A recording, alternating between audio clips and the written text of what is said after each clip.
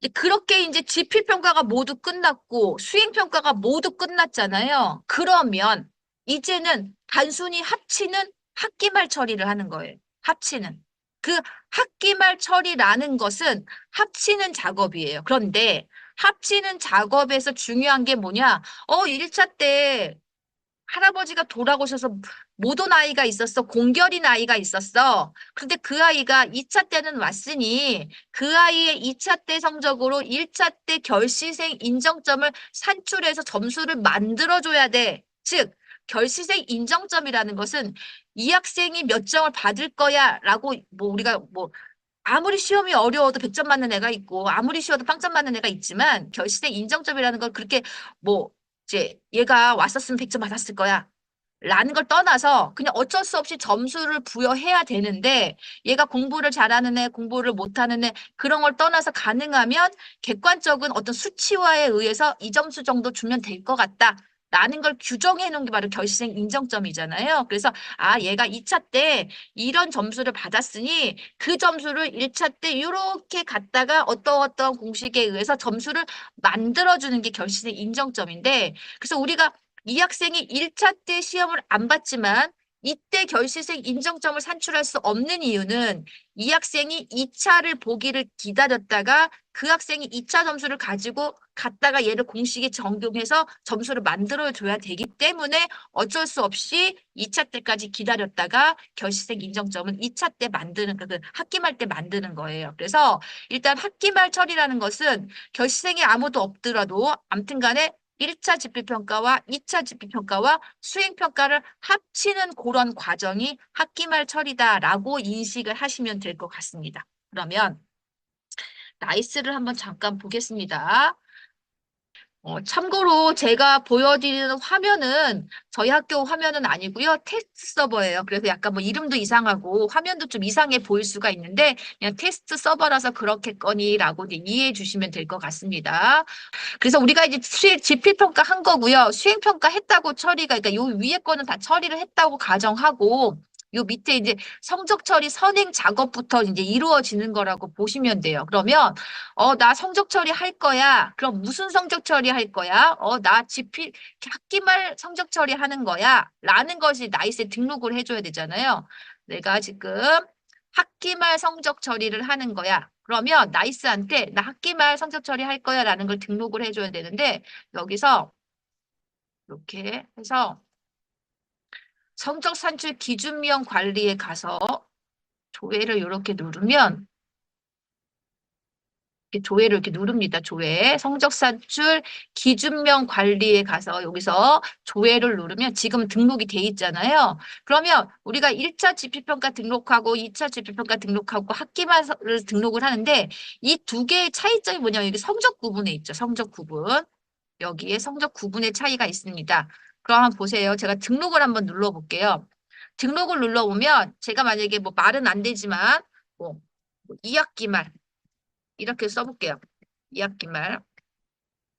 그러면 얘를 누르고 이렇게 선택할 수 있게끔 돼 있잖아요. 그런데 지금은 학기말을 선택할 수 없게 돼 있잖아요. 이게 학생부 미반영과 학기말의 차이점은 뭐냐면 우리가 지금 처리하는 이 성적이 생활기록부의 교과학습 발달 상황에 들어가는 A고 원점수가 90이고 뭐 이렇게 들어가는 성적은 1학기 때 한 번, 2학기 때 한 번밖에 없죠. 1학기 때 두 번 있으면 안 되잖아요. 생활기록부의 교과학습 발달 상황은 하나밖에 없기 때문에 그래서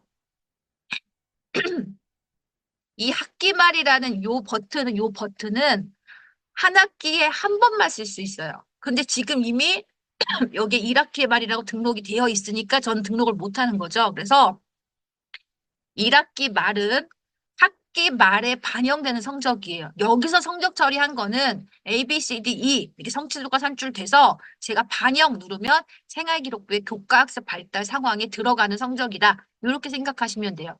그러면 중간고사 같은 경우에는, 기말고사 같은 경우에는 처리는 하지만 이것이 생활기록부 반영되진 않죠. 통지표에는 반영되지만. 그래서 이 성적 구분에 대한 차이점이 뭐냐면 학교 생활 기록부에 들어가는 성적이냐 아니면 그냥 성적 처리를 위한 성적이냐 이렇게 이해하시면 돼요. 그래서 학기 말 성적 구분은 한 학기에 하나밖에 등록이 안 된다. 이렇게 이해하시면 되겠습니다. 됐죠? 그럼 이제 성적 산출 기준명 관리를 했어요. 성적 산출 기준명 관리. 네. 한 학기에 하나씩 이렇게 등록을 했습니다. 그다음에 넘어가서 여기 성적 처리 기준명 관리를 말씀을 좀 드렸고요. 그래서 성적 산출, 학기 말인 성적 산출은 성적 산출명이 산출명이 학기 말인 것은 한 학기에 한 번만 등록이 가능합니다. 그쵸? 그리고 얘는, 그 성적 산출명은 학년별로 적용이 돼요. 학년별로. 아까 나이스 살짝 보셨을 때, 보면은 여기에 조회할 때 보면 여기 학년, 1학년 조회, 2학년 조회, 그쵸? 3학년 조회. 그래서 성적산출 기준명 관리는 각 학년별로 가능하다. 이렇게 생각하시면 되겠습니다. 그래서 이런 특징이 있고요.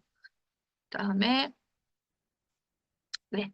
그다음에 우리가 지금 현재 아이들 중에서 위탁한 애들이 많아요. 위탁이라는 것이 뭐냐면 우리 학교 학생인데 우리 학교 몇 학년 몇 반 누구 이렇게 재적은 되어 있는데 실제로 수업은 다른 곳에 가서 듣는 아이들은 위탁이라고 하거든요. 그럼 우리가 보통은 중간고사 때 얘 왜 없지? 걔 지금 어느 학교 어느 기관에 위탁가 있어.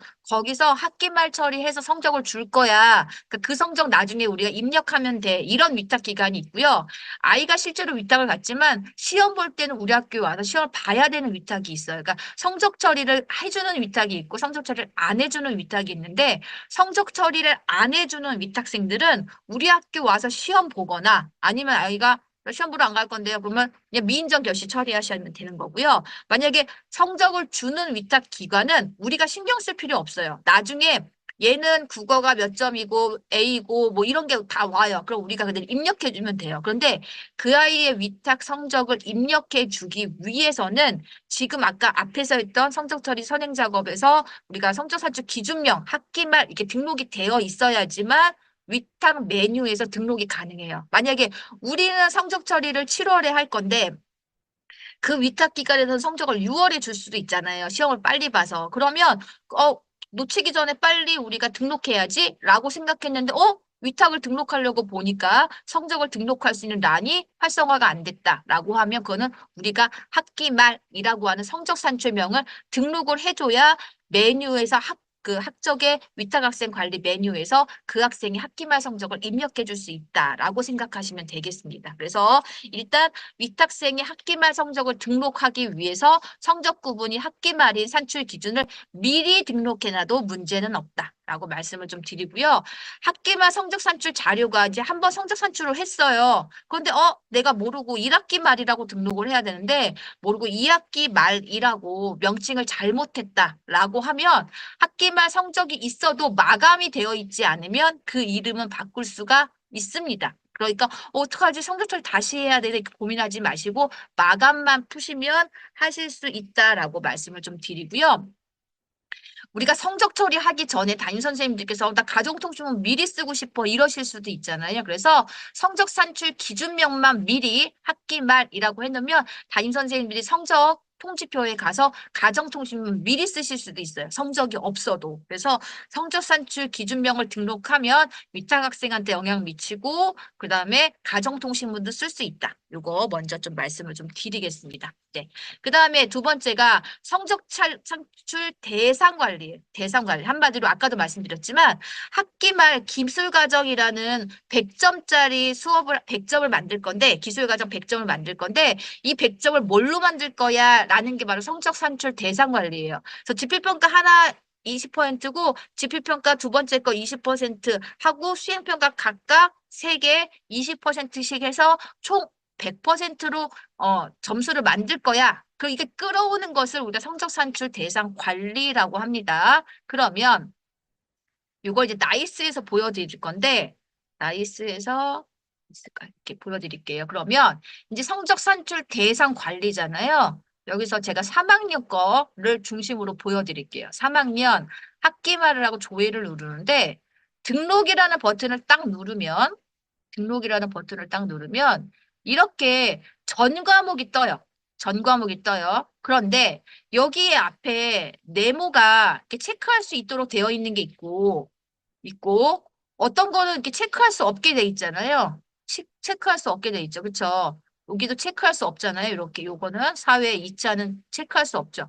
즉, 체크할 수 있는 것과 체크할 수 없는 것의 차이는 뭐냐면 마감이 되면 체크할 수 있는데 마감이 안 되면 체크가 안 되죠. 그래서 우리가 성적 산출 대상 관리는 성적을 합치는 작업인데 1차가 마감되고 2차가 마감되고 수행평가가 마감됐을 때만 끌어올 수가 있는 거예요. 그래서 제가 이제 다른 과목, 선생님들은 이제 성적 처리 담당 교사니까 전 과목에 대해서 처리를 하셔야 되지만 저는 이제 시범으로 기술 과정만 이제 하겠습니다. 기술 과정이 있는데 여기 마감됐죠. 그러니까 체크가 됐죠. 슬기로운 기술 생활 요거 20점 만점에 20점 요것도 체크 마감됐죠.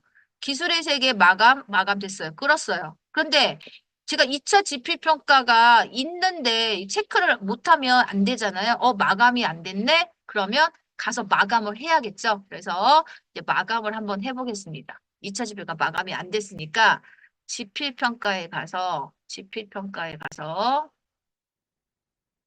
마감 관리에 가서 2차 지필평가 3학년 조회를 눌렀더니 예, 기술 과정에서 아이고 제가 이것도 안 했네요. 지필평가 성적 관리에서도 마감을 안 했네요. 제가 이제 3학년 기술과정 교사예요. 그러면 3학년 기술과정에 가서 강의실 1반을 선택하고 1반을 선택했더니 조회를 눌렀더니 이건 1차 지필평가네요. 2차 지필평가 3학년 기술과정 일반 조회를 했더니 마감이 안 됐죠. 마감이 안 됐어요. 그래서 지금 지필평가를 본 지 하루밖에 안 돼서 보니까 얘가 인정결했네. 할아버지가 돌아가셨구나. 얘가 또 학교를 안 왔구나. 미인정결했구나.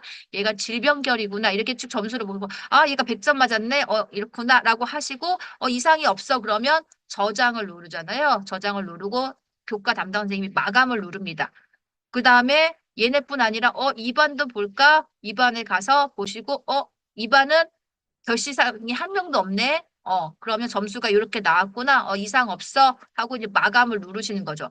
이거 성적 관리에서의 마감은 교과 선생님들이 하시는 거잖아요. 그 다음에 지필평가 마감 관리에 가서 이제 모든 교과 선생님들이 다 마감을 했으면 여기에 이제 동그라미가 뜨겠죠. 여기에.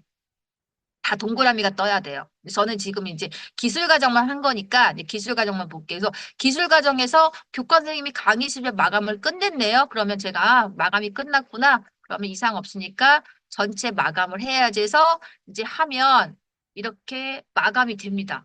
예, 제가 문항정보표는 없네요. 그쵸? 왜냐면 제가 이게 테스트 서버이기 때문에 객관식이 없이 이게 논술형으로만 만든 것처럼 했거든요. 그래서 이렇게 마감을 끝냈습니다. 근데 지금 여기 선생님들께서 의아하게 여기 마감 안됨이라고 나오는데 아이고 이게 마감 안됨이라고 나오잖아요. 이거는 전체가 다 마감이 안 됐기 때문에 그런 거예요. 근데 실제로 제가 기술 과정은 이렇게 마감을 했죠. 마감을 했기 때문에 네, 마감된 걸로 나옵니다. 그래서 일단 아까 1차는 마감이 됐고 2차는 마감이 안 됐어서 제가 지금 마감을 한 거잖아요. 그 마감을 했으니까 이제 성적 산출 선행 작업에 가서 성적 산출 대상 관리에 가서 기술 과정 성적 처리를 해 보면 예, 여기서 등록을 눌러보면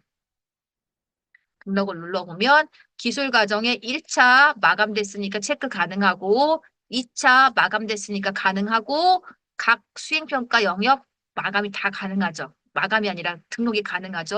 그래서 이렇게 기술 과정은 요 5개를 가지고 성적을 산출할 거야. 라는 것을 체크해 주는 게 바로 성적 산출 대상 관리인 거예요. 대상 등록. 그 다음에 여기서 되게 중요한 게 보면 이거예요. 되게 중요한 건 이겁니다. 여기에 1차 지필평가에 기준 고사 영역 등록이라는 여기가 메뉴가 있죠. 요거. 이렇게 나오잖아, 이거. 이게 뭐냐? 이게 뭐지? 1차 지필평가에 결시한 아이들은 그 아이의 2차 지필평가 점수를 가지고 결시생 인정점 산출을 할 거야. 이게 기준고사예요. 그 학생이 1차를 못 봤어요. 그럼 어떻게든 점수를 만들어줘야 되는데 점수를 만들어줄 때 이 학생이 2차 고사 점수로 만들어줄 거야. 그래서 그걸 갖다 써. 라고 여기다 저장을 하는 거예요. 1차는 2차로, 2차는 1차로. 예, 이렇게 지정을 해줘야지만 나이스가, 2차 거 갖다가 1차 거 산출하면 되겠구나. 이렇게 인식을 해요. 근데 선생님들께서 모르고 이걸 빠뜨리시잖아요. 이걸 빠뜨리시면 얘는 기계이기 때문에, 나이스는 기계이기 때문에 교사가 설정을 해주지 않으면, 1차 지필평가 때 시험을 안 봤네? 그런데 갖다 쓸 점수가 없네? 이렇게 인식을 해서 점수를 얘가 다른 방식으로 산출을 할 수 있습니다. 그래서 우리가 시험을 2번 보는 과목은, 지필평가를 2번 보는 과목은 꼭 1차 지필평가의 기준고사는 2차, 2차 지필평가의 기준고사는 1차로 하시면 되고요. 우리 과목은 여기 체육 나와 있죠. 체육을 지필평가 볼 건데 봤네요. 그럼 얘는 우리 과목은 지필평가를 한 번밖에 안 보는데 이날 결시한 애는 도대체 어떻게 성적 처리를 하지? 갖다 쓸 게 없잖아요. 그러니까 1차를 선택해도 되지만 1차를 선택 안 하셔도 돼요. 어차피 1차 기준고사, 1차 지필평가의 결시생은 갖다 쓸 기준고사가 없어요. 지필평가 입장에서는. 그래서 이거는 이따가 모두 결시에서 말씀을 좀 드리겠지만 2번 보는 과목만 기준고사를 크로스 해주시면 되고요. 한 번 보는 과목은 설정을 안 해주시면 돼요. 어차피 기준고사의 개념이 없어서. 그래서 이렇게 해서 저장을 누릅니다. 예, 여기서 기술과정 등록을 누르겠습니다. 예. 그럼 등록을 눌렀어요. 그 닫기를 눌렀더니 여기 보시면 기술 과정이 여기 100이 나오죠. 이게 되게 중요한 거예요. 100, 100. 이게 중요해요. 이 5가지를 합쳤더니 100이 나오더라. 이게 중요한 거예요. 100이 안 나오면 제가 아까도 말씀드렸던 실수로 여기 1차 지필평가를 20%라고 안 하고 모르고 15%라고 등록을 했다. 반영 비율 만점 관리에서. 그러면 합친 게 95점이 나오잖아요. 그러면 모든 거 만점 받은 애가 나 왜 95점밖에 안 나왔지? 이런 일이 벌어질 수 있는 겁니다. 100점은 받았지만 100점을 15%로 환산을 하기 때문에. 그래서 우리가 요 합이 100이 됐는지를 확인하셔야 된다라고 말씀을 좀 드리겠습니다. 그러면 기술 과정은 1차 20%, 2차 20%각 영역 20%씩 해가지고 100점을 만들겠다. 요렇게 하면 이제 나이스가 그대로 이제 성적 처리를 하는 거다라고 보시면 됩니다. 이게 성적 처리 선행 작업이고 여기서 중요한 건 다시 말씀드리지만 기준고사 설정하는 것이다라고 생각하시면 돼요. 그래서 이렇게 기준고사를 처리하는 것이 여기 나오죠. 요 그림상에 여기 이렇게 그림상에 크로스로 설정해야 된다라고 나오잖아요. 이거 꼭 기억해 두시면 될 것 같습니다. 그러면 여기 기준고사에 대한 설명이 또 나와 있죠. 정확하게. 그래서 지필평가를 어떤 과목의 특성상 우리는 지필평가를 2번 봐. 우린 지필평가를 1번 봐. 우리는 아예 안 봐. 뭐 이런 과목이 다 다르잖아요. 그래서 지필평가를 2번 보는 과목은 기준고사를 등록할 때 꼭 1차는 2차, 2차는 1차로 선택해야 결시생이 있는 과목에서는 그 점수를 가지고 결시생 인정점을 산출한다. 이렇게 생각하시면 되고요. 지필평가를 한 번 보는 과목은 기준고사를 굳이 설정할 필요가 없습니다. 어차피 갖다 쓸 수 있는 기준고사가 없기 때문에 선택할 필요가 없다라고 나와 있죠. 네, 이렇게 나와 있고요. 그리고 아까도 말씀드렸지만 우리가 모두 합친 게 100이 나와야 정상인데 반영 비율 만점 관리를 잘못 설정해 놓으면 거기 있는 비율을 그대로 갖다 쓰기 때문에 어려움이 있어요. 그래서 100점이 안 나오면 또는 100점이 안 나오는 경우에는 그걸 좀 정확하게 왜 100점이 안 나오지? 반영 비율 만점 관리가 잘못 등록이 돼 있네. 이런 것들을 파악해 보실 필요가 있겠습니다. 그래서 우리가 그 반영 비율은 학기 초에 등록된 반영 비율 만점 관리에 있는 비율을 그대로 갖고 오는 것이다라고 생각을 하시면 되겠습니다. 그리고 아까도 말씀드렸지만 우리가 선택을 하기 위해서는 꼭 모든 가져와야 될 그 성적들이 마감이 돼 있어야 된다. 지필평가가 마감이 돼 있던, 수행평가가 마감이 돼 있던 그 해당 영역에 대해서는 마감이 되어 있어야 갖고 올 수 있다라고 말씀을 좀 드렸고요. 100%여야 된다. 합친 것이 있고 또 그런 거 강조를 좀 드렸습니다. 그래서 저도 이제 성적 처리 연수를 좀 많이 하는데 성적 처리 연수를 한 5, 6년 전에 어떤 선생님이 깜짝 놀라셔가지고 제가 기억하기로 김포에 계셨던 선생님이었던 것 같은데 제가 작년부터 성적 처리를 했는데요. 작년에 기준고사를 설정하지 않은 것 같아요. 2차를 1차로, 1차를 2차로 설정하지 않은 것 같아요. 라고 말씀을 하셔서, 근데 다시 한번 확인해 보세요. 그게 설정이 잘못됐으면 결시생의 점수가 잘못됐습니다. 그 결시생의 점수를 잘못 산출했으니 다시 산출하셔야 됩니다. 라고 말씀을 드렸는데, 그분이 실제로 확인해 보니까 정말 설정이 안 돼 있어가지고, 결시생 때문에 처리를 다시 했던 그 과거년도 거를 그랬던 이제 그런 질문들이 들어왔던 기억이 있는데요. 선생님들께서 기준고사 설정 꼭 정확하게 해주시기를 바라겠습니다. 그 다음에 이제 317페이지 매뉴얼 보시면 성적 산출 학생 관리가 있습니다. 한마디로 얘는 이 과목의 성적을 산출할 학생이야. 라는 아이들을 불러오는 거예요. 예를 들어서 국어라는 과목은 중학교에 있어서 국어라는 과목은 선택이 아니라 모든 아이들이 다 듣잖아요. 뭐 1반부터 9반까지 다 들어요. 그런데 일본어, 중국어 같은 경우에는 어떤 아이는 일본어를 듣고 어떤 아이는 중국어가 들어요. 그러면 일본어 듣는 아이가 100명이고 중국어 듣는 아이가 100명이에요. 전교 200명 중에. 그러면 그 국어는 200명이 성적 산출 대상이지만 일본어는 100명이고 중국어는 100명이겠죠. 이런 식으로 수강학생 편성이 되어 있는 경우에 한해서 수강학생 편성이 되어 있는 경우에 한해서 그 학생이 그 과목의 성적 처리 학생이겠죠. 그거를 불러오는 거라고 생각하시면 됩니다. 근데 아까도 말씀을 드렸지만 기본적으로 나이스에 있는 성적 수강학생 편성된 아이들을 불러오지만 이 학생은 수강학생 편성이 됐는데 시험 보기 전에 전학을 갔기 때문에 이제 더 이상 우리 학교 학생이 아니잖아요. 시험 보기 전이니까. 전에 갔으니까 시험을 우리가 산출할 필요가 없잖아요. 그러면 이 학생은 성적 산출의 대상 학생이 아닌 거예요. 그래서 그런 것들을 설정해 주는 부분이 성적 산출 학생 관리라고 보시면 되겠습니다. 그러면 나이스로 한번 보시겠습니다. 나이스를 설명을 좀 드리면 성적 산출 학생 관리라고 이렇게 하나의 메뉴에 쭉 이렇게 흐름도로 형태로 옆으로 돼 있잖아요. 그래서 이 하나의 화면에서 순서대로 처리하시면 되는데 성적 산출 학생 관리에서 이렇게 3학년 학기 말 기술 과정. 그러니까 각 과목별로 다 하셔야 되잖아요. 그래서 이렇게 해서 제가 대상자 가져오기를 눌렀어요. 그러면 과목별 수강학생으로부터 산출 대상자를 구성합니다라고 나오잖아요. 수강학생 편성된 애들을 불러오는 거예요. 불러오는 거예요. 이 중에 뭐 전학 갔거나 또는 뭐 유예했거나 면제했거나 이런 아이들을 얘가 이제 스스로 빼주기도 하는데요. 그래서 아무튼 이렇게 확인을 눌러요. 그러면 총 20명이 나와요. 그러면 3학년 1반 애를 눌렀더니 9 1번이라는 아이가 포함 성적 처리해야 될 아이네. 2번 포함 다 포함이라고 나오죠. 근데 예를 들어서 이 9 1번이라는 애는 위탁을 갔는데 그 학교에서 성적 처리를 해줄 거야. 우리 학교에서는 이 학생의 성적 처리를 할 필요가 없어. 얘는 우리 학교 시험도 안 봤어. 라고 하면 수강학생 편성에 되어 있는 아이를 끌어왔기 때문에 당연히 자동으로 포함이 되는 거기 때문에 얘는 우리 성적 처리 하래 아니야. 그럼 포함 안 함으로 이렇게 바꿔서 저장하시면 돼요. 예, 그러니까 성적 처리를 해야 될 아이는 포함이어야 되지만 수강학생이 되어 있지만 우리 학교 성적 처리 할 필요가 없는 아이들은 포함 안 함으로 바꾸시면 됩니다.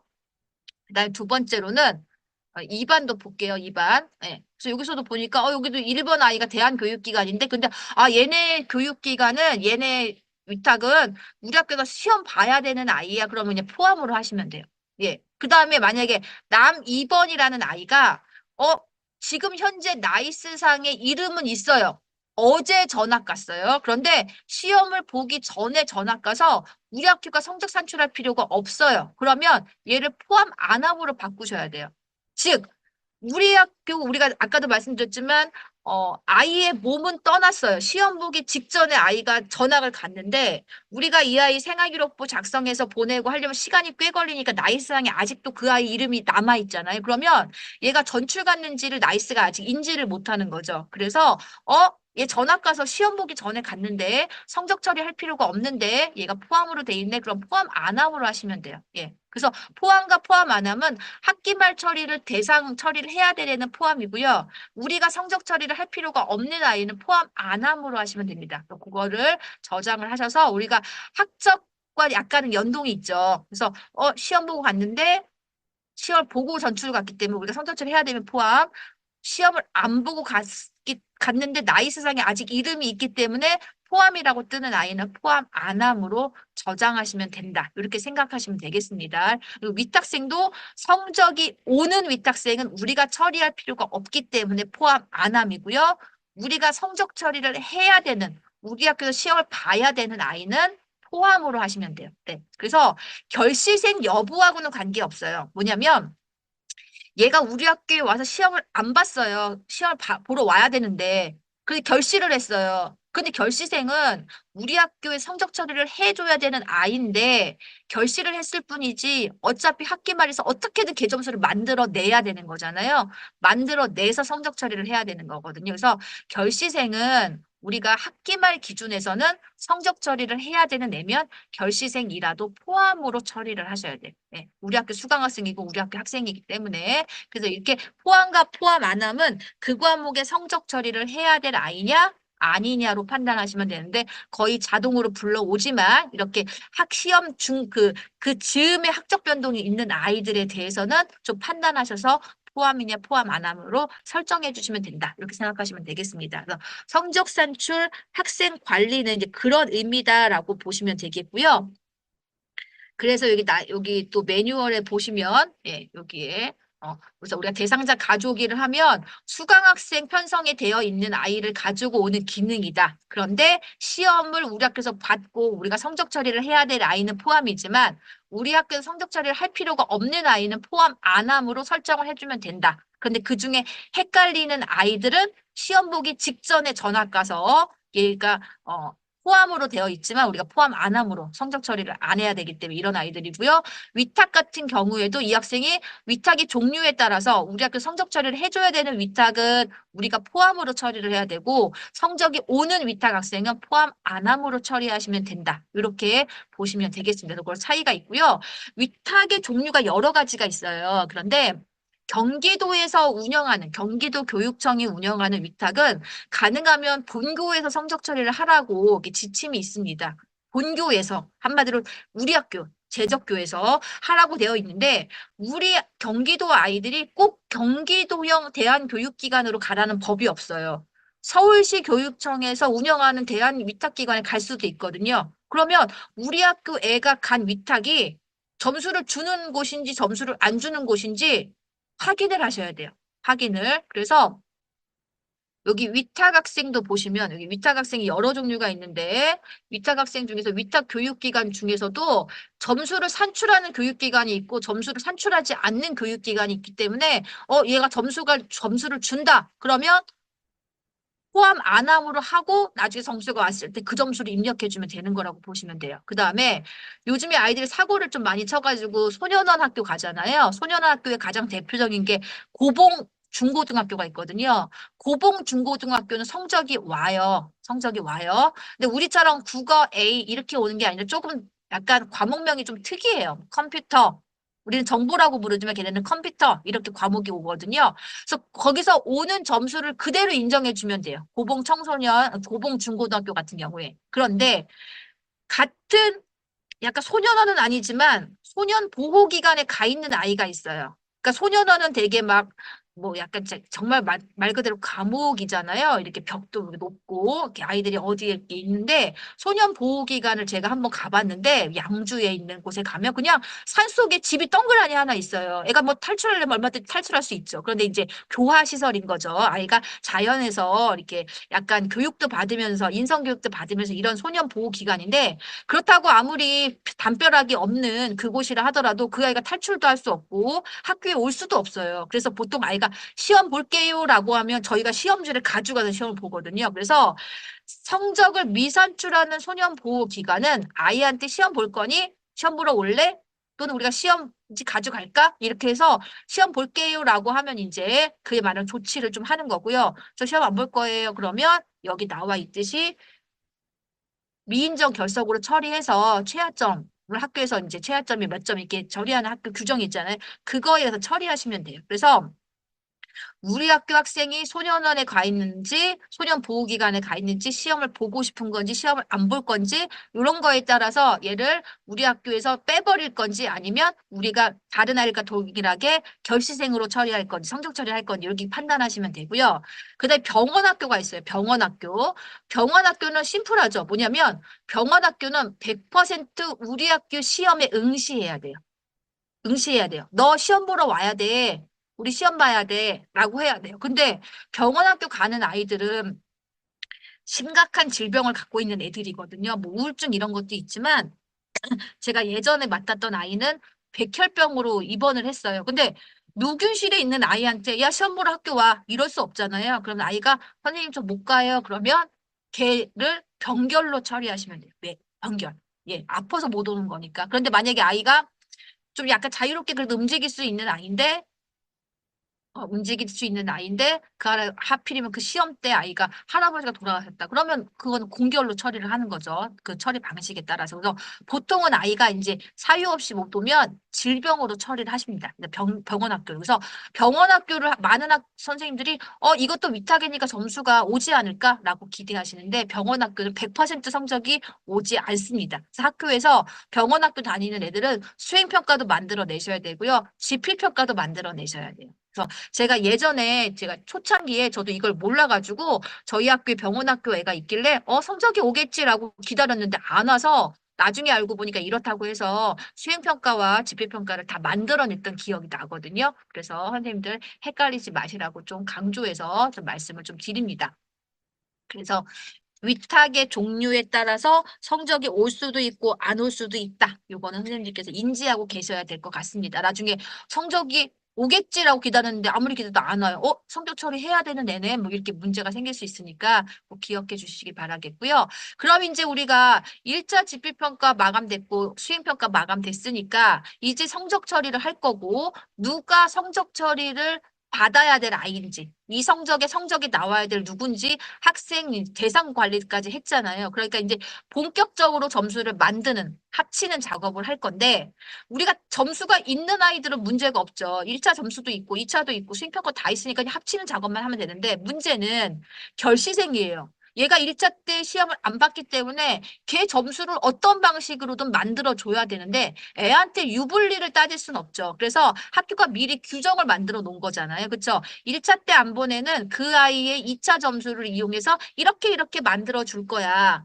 2차를 안 보내는 그 학생의 1차 점수를 이용해서 이러이러한 공식에 의해서 만들어 줄 거야 라고 미리 규정화되어 있잖아요. 학교 그 학업성적 관리 규정에. 그래서 그 규정을 이제 나이스에 등록을 하는 거죠. 우리는 이런 걸로 처리를 할 거야. 라고 등록해 놓은 거예요. 그게 바로 결시생 인정점 부여기준 관리예요. 부여기준 관리. 그러면 결시생 인정점 부여기준 관리 이제 여기 되게 복잡하죠. 되게 복잡해요. 여기에 보시면 이제 제가 나이스로 다시 넘어가 보겠습니다. 결시생 인정점 이제 부여 기준 관리에 가면 뭐냐면 일단은 우리가 이 퍼센테이지는 이대로 쓰시면 돼요. 이대로. 만약에 아이가 할아버지가 돌아가셔서 학교를 못 왔어. 그러면 100% 인정점을 주겠다는 거고요. 질병결은 아파서 못 왔어. 그럼 80%를 주겠다는 거고요. 그 다음에 기타결도 80%예요. 그런데 미인정결은 우리가 학업성 그 경기도 지침에 보면 미인정결은 최하점보다 낮게 줘라라고만 되어 있어요. 만약 국어에 대한 최하점이 13점이면 그거보다 낮게 줘라라고 되어 있어요. 그러면 12점을 줄지 빵점을 줄지 거기 13점에서 빼기 5를 할지 3을 할지는 학교가 규정화 해놓으시면 돼요. 그래서 우리 학교는 빵점을 줘. 미인정기는 무조건 빵점이야. 모든 과목. 그러면 이게 0% 넣으시면 돼요. 그 빵점이 나오겠죠. 그런데 우리 학교는 빵점을 주지 않고 차하점을 줘. 왜 차하점이라는 게 뭐냐면 그 과목의 시험을 제일 못 본 애보다 1점을 덜 줄 거야. 이런 학교도 있고요. 규정에. 또는 아니야. 우리는 최하점의 과목별 선택형 최소 배점. 뭐냐면 국어가 2점짜리 문제도 있고 5점짜리도 문제도 있고 6점짜리 문제도 있다. 그러면 최소 배점이 2점이잖아요. 그 시험에서. 그래서 최하점이 13점인데 거기에 마이너스 2점에서 11점을 줄 거야. 이게 이거예요. 그러면 이거는 한 번만 선택해 놓으면 우리가 국어는 최하점이 13점이네, 수학은 15점이네 이렇게 생각하지 않아도 나이스가 과목별로 최하점에서 알아서 문항 정보표에 있는 최소 배점으로 빼서 미인정 결시 점수를 산출을 합니다. 그래서 이거는 학교마다 규정이 다르기 때문에 학교 규정을 보시고 설정하시면 돼요. 빵점으로 할지 아니면 최하점 마이너스 1점일지 최하점 마이너스 2점일지 최하점의 과목별 선택점 최소 배점인지 이거는 학교 규정에 따라서 설정하시면 됩니다. 과목별로 다르진 않을 거예요. 그렇죠? 학교에서 규정을 이렇게 해놓으셨을 겁니다. 또 이렇게 되어 있다고 보시면 돼요. 그래서 저는 이제 최하점 마이너스 1점으로 해놓을게요. 이렇게 우리 학교 규정대로. 그 다음에 그러면 100%를 주겠다, 80%를 주겠다라는 건 뭐냐면 계산된 점수에서 얘가 1차를 안 봤으면 2차 점수를 가지고 어떻게 계산할 건데 그 계산된 점수에서 100%를 주겠다. 계산된 점수에서 80%를 주겠다. 이게 퍼센트예요. 이거는 경기도 지침에 정확하게 나와 있는 거니까 이 퍼센트에서 어기시면 안 돼요. 그런데 여기 이제 요게 선택할 수 있게 돼 있잖아요. 요게 중요해요. 요거. 그 요 세 가지가 뭐냐. 첫 번째, 기준고사 영역 점수라는 건 뭐냐면 아까 기준고사가 1차를 안 봤으면 2차 거를 갖다 쓸게. 1차의 기준고사가 2차였고 2차의 기준고사가 1차였잖아요. 그러니까 이거예요. 만약에 내가 1차 때 할아버지가 돌아가셔서 기술과정 시험을 못 봤어. 그러면 2차 때 받은 점수를 그대로 가져가는 게 기준고사 영역 점수예요. 무슨 말이냐면 다시 말하면 2차 때 아이가 기술과정 시험을 80점 받았어요. 그러면 80점을 그대로 가져가는 거예요. 그대로. 그래서 너 1차 때도 80점이야. 이렇게 인정해 주는 게 기준고사 영역 점수예요. 그래서 1차, 2차 때 80점인데 할아버지가 돌아가셨으니까 100% 인정받아서 80점. 만약에 애가 아파서 못 온 거면 80점에 80%가 64점이 부여되는 거예요. 이게 기준고사 영역 점수입니다. 그 다음에 평균 점수는 말 그대로 뭐냐면, 1차 때 할아버지가 돌아가셔서 못 왔는데, 그때 기술 과정에 평균이, 모든 전교생의 평균이 70점이 나왔어요. 그러면 70점을 얘한테 주는 거예요. 이게 평균 점수예요. 이 학생이 공부를 잘하고 못하고 그냥 그 시기에 얘가 시험을 못 본 그 과목에 평균을 주는 게 평균 점수예요. 근데 보통 이런 학교는 거의 없어요. 그렇죠? 얘 공부 잘하는 애인데 공부 못하는 애 다 똑같이 70점 주면 할아버지가 돌아가셔서 70점을 주면 공부 잘하는 애는 뭐야 나 시험 봤으면 100점 맞을 건데 평균 70점 맞았네 이럴 수 있고 공부 못하는 애는 어이구 나 시험 보면 0점 맞을 건데 운 좋게 70점 맞았네 이럴 수 있잖아요. 그래서 평균 점수는 거의 안 주죠. 안 주는데 아무튼 이런 설정이 나이스에는 설정이 있습니다. 그다음에 평균 점수 비율이라는 걸 좀 많은 학교가 써요. 평균 점수 비율이라는 걸 많은 학교가 쓰는데 이게 조금 어렵지만 뭐냐면 이거예요.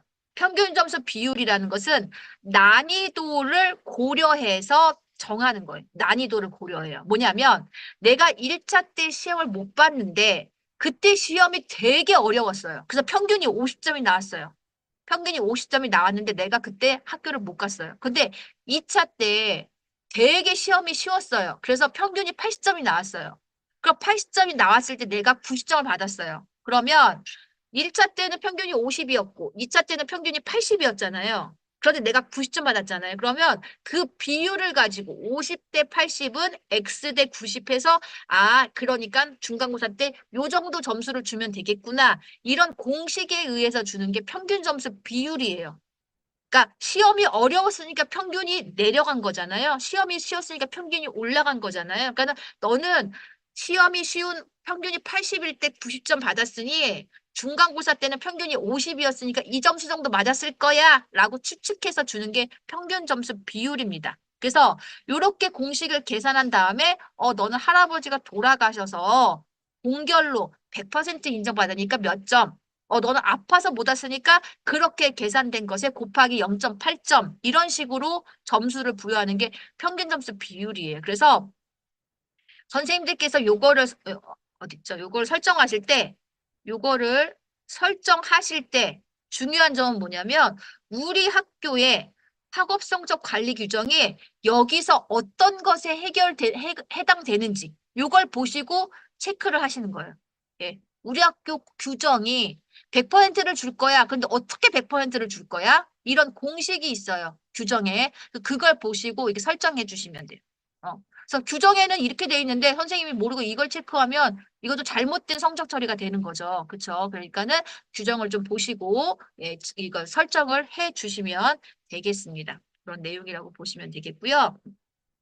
그 다음에 여기 모두 결시가 있어요. 모두 결시. 이 모두 결시도 중요한데 이 모두 결시가 뭐냐면 한 번 시험 보는 학교가 있어요. 어떤 과목이 한 번만 시험 봐요. 근데 그 학생이 그 한 번 시험 보는 과목에 빠진 거예요. 그러면 어떻게 점수를 산출해야 되지? 라는 것을 설정해 주는 거예요. 예, 설정해 주는 거예요. 두 번 시험 보는 것은 1차 때 안 봤으니까 2차 걸 갖다 쓰면 되는데, 한 번 보는 과목인데 그 한 번을 빠졌네? 도대체 어떻게 성적 처리를 해야 되지? 라는 걸 설정해 주는 게 모두였습니다. 그래서 아까 말씀드렸지만, 갖다 쓸 점수가 없네? 그래서 어쩔 수 없어. 그 해당 과목에 평균을 줘야지. 라고 하면 평균 점수를 체크하는 거고요. 학교에서. 그 다음에 아니야. 광우별에 최하점을 줄 거야. 그러면 억울하죠, 아이가. 나는 할아버지가 돌아가셔서 못 온 건데 과목에 최하점을 줘. 예. 그래서 학교에 뭐 이걸 설정해주는 학교도 있겠지만 규정을 찾아보세요. 그 다음에 요즘 많이 쓰는 게 이거죠. 학교 자체 인정점이. 너는 지필평가를 못 봤으니까 점수를 만들어야 되는데 가지고 올 지필평가가 없으니 네가 본 수행평가 점수로 계산해서 넣어줄게. 이런 규정들이 학교마다 있죠. 그러면 나이스에서 그거를 설정해 줄 수 없으니 학교 자체 인정점 부여 이거를 체크하고 학교에서 엑셀로 계산을 한 다음에 그걸 가지고 이제 그 수기 계산을 해가지고 그걸 점수를 넣어주는 게 학교 자체 인정점 부여예요. 그래서 보통 여기 있는 얘는 나이스가 알아서 수치화해서 점수를 만들어 주는데 학교 자체 인정점 부여를 하면 그냥 빈칸만 나와요. 그럼 선생님들이 거기다가 수기 계산해서 점수를 넣어줘야 됩니다. 그래서 이렇게 하는 게 바로 그래서 이거를 설정해 주는 게 중요합니다. 학교 규정에 따라서 임의로 하는 것이 아니라 학교 규정을 정확하게 보시고 설정을 해주는 게 좋다라고 말씀을 좀 드리겠습니다. 이렇게. 네. 그래서 한번 정확하게 읽어보시면 될 것 같고요. 그 다음에 우리가 이제, 네, 여기까지 말씀을 좀 드릴게요. 그리고 우리가 이제 아이의 인정점이 제대로 나왔는지를 보려면 평균이라던가 그 과목의 최하점이 몇 점이었지, 요거를 좀 봐야 될 필요가 있잖아요. 아, 미인정 결시 아이가 10점이 나왔는데 우리는 뭐 마이너스 1점이다. 최하점. 그럼 국어가 11점인가? 최하점이 11점인가? 이렇게 궁금하잖아. 이거는 여기 최하점이나 차하점 설정할 때 우리 그 과목의 최하점이 몇 점이 나왔지라는 걸 보려면 여기 지표가 성적 집계표를 통해서 볼 수 있다라는 것을 안내하고 있다고 보시면 되겠습니다. 그래서 우리가 시험이 끝나고 나면 지표가 성적 집계표는 한 번씩 출력해 놓으시는 게 좋아요. 왜냐하면 아이가 전학을 가거나 그러면 이게 변경될 수 있거든요. 그래서 지필평가 성적 집계표는 시험이 끝나고 나면 모든 종류가 되면 하나씩 출력해 놓으시면 이 과목의 최하점은 몇 점이었구나. 뭐 이런 걸 아실 수가 있습니다. 참고하시고요. 그 다음에 이제 아까 모두결시 말씀을 드렸잖아요. 이 모두결시가 요즘에 지필평가를 많이 안 보는 경향이다 보니까 모두결시 시험을 한 번 본 아이를 어떻게 처리해야 되지? 이렇게 좀 고민하시는 경우가 있어서 아까 제가 좀 장황하게 좀 설명을 드렸습니다. 그래서 이거 참고해 보시면 될 것 같고요. 우리가 뭐 평균을 점수를 줄 수 없는 아이는 그 과목에 평균을 줄 수밖에 없지만 수행평가도 뭐 하나도 본 게 없다. 이 아이는 뭐 그런 아이들은 평균을 줄 수밖에 없지만 보통은 요즘에 거의 그 학생이 수행한 점수를 가지고 산출하는 방식으로 많이 변경된 학교들이 많기 때문에 보통 자체 인정점 많이 쓰시는 걸로 알고 있습니다. 그러나 안 그럴 수도 있으니까 본인 학교에 그걸 좀 참고해 보시면 될 것 같습니다.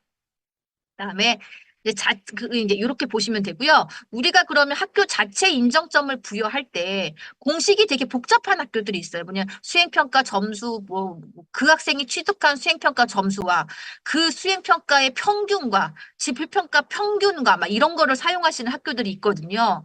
저희 학교도 그런 것 같아요. 고등학교인데도 불구하고 이제 그런데 그러면 평균을 어떻게 확인하지?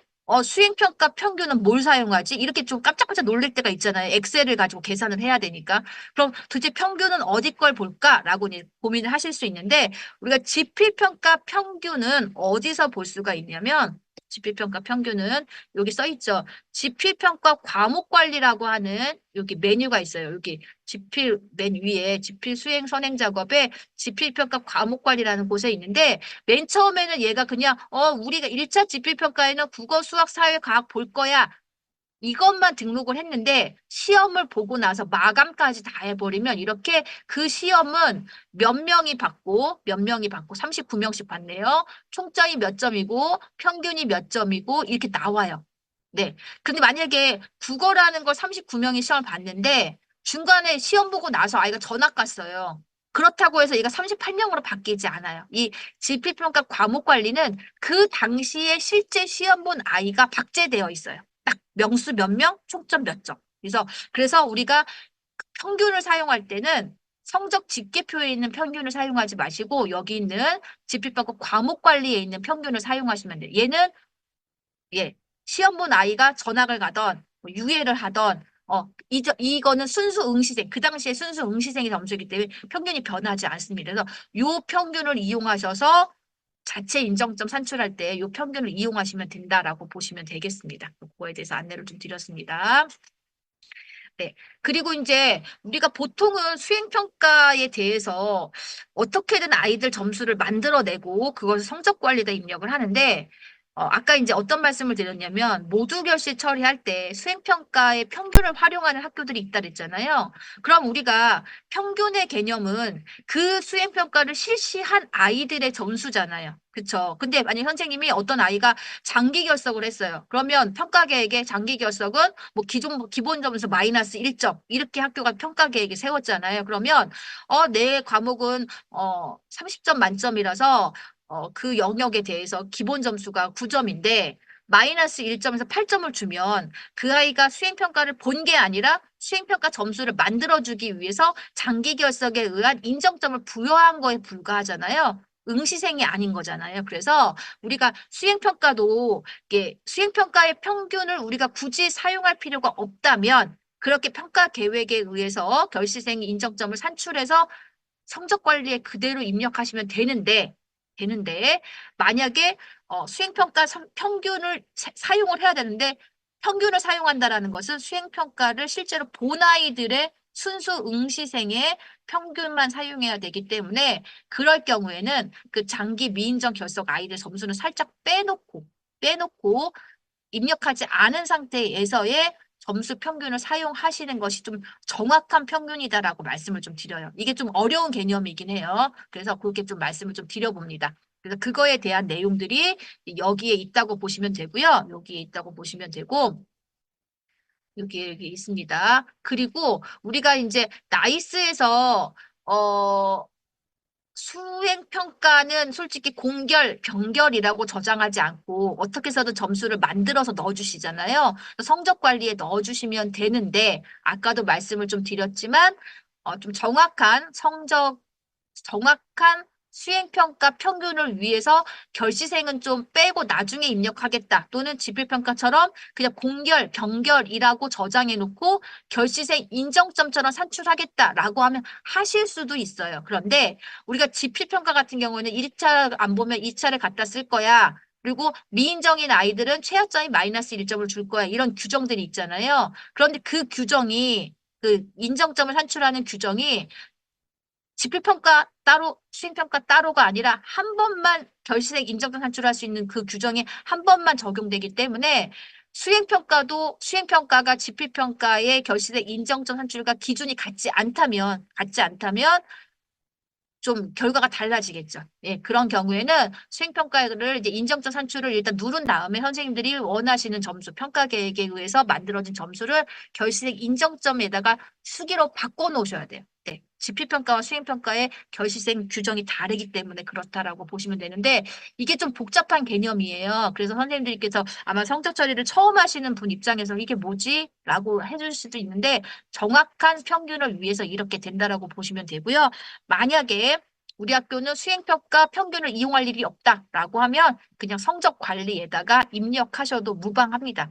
공결, 변결 처리하지 마시고 수행평가 점수는 그래서 그 점수를 이용할 경우에만 좀 정확한 차원에서 이렇게 말씀을 좀 드린다라고 이해해 주시면 될 것 같습니다. 그리고 수행평가 순수 응시생의 평균 점수를 산출하는 방법, 아까 말씀드렸죠. 장기 결석 이런 아이들 또는 전이 볼 때 가지고 온 수행평가 점수로 활용되는 아이는 우리 학교에서 시험 본 애가 아니잖아요. 수행평가를. 그러다 보니 걔도 순수 응시생은 아닌 거예요. 그래서 그럴 때는 요렇게 하면 된다라고 이제 안내는 하고 있습니다. 그래서 요거 한번 읽어보시면 될 것 같아요. 그럼 좀 복잡할 것 같아서 요거는 요 정도만 하고 넘어가도록 하겠습니다. 그 다음에 이제 성적 산출 단위 관리인데요. 중학교는 보통 그냥 중국어, 일본어, 국어, 그럼 그 학년 전체를 통으로 처리하시잖아요.